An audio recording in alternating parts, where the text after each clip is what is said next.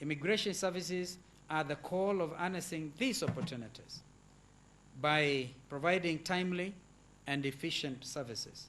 We must therefore transform our ministry from being a restrictive to a facilitative agency in order to effectively contribute to the overall development of our country. And in this regard, the success of our transformation as a ministry will be anchored on the implementation of the following key projects and activities. I'm sure you've heard about it.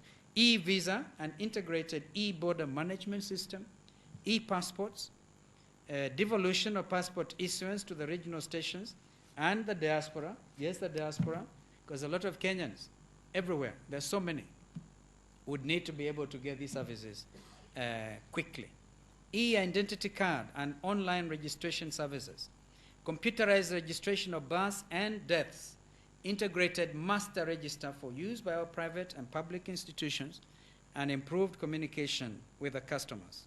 How are we going to overcome the challenge, Minister, of newly married Kenyan women who do not know Sharia house, who may not have gone to the pastor and then been given a marriage certificate with which to quickly change their status?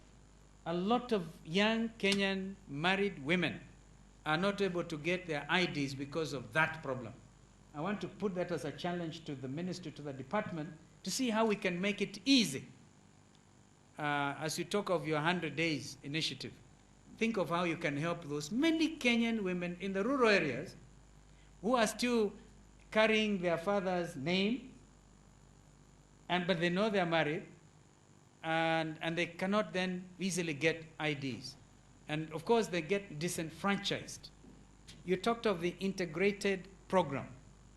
And I want to tell you something. Unless you achieve that, the time we'll be able to say, with your ID, you can go to the bank, you can vote, you can register anywhere.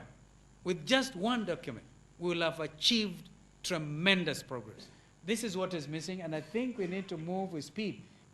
We can do better.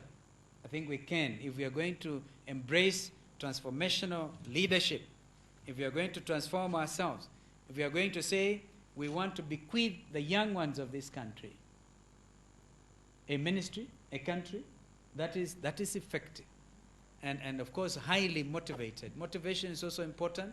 Bwana Permanent Secretary, I think also bonding is important. If you are able to do this at another place, team building and that kind of stuff, I think it's very important, so that everybody feels they are part of the team.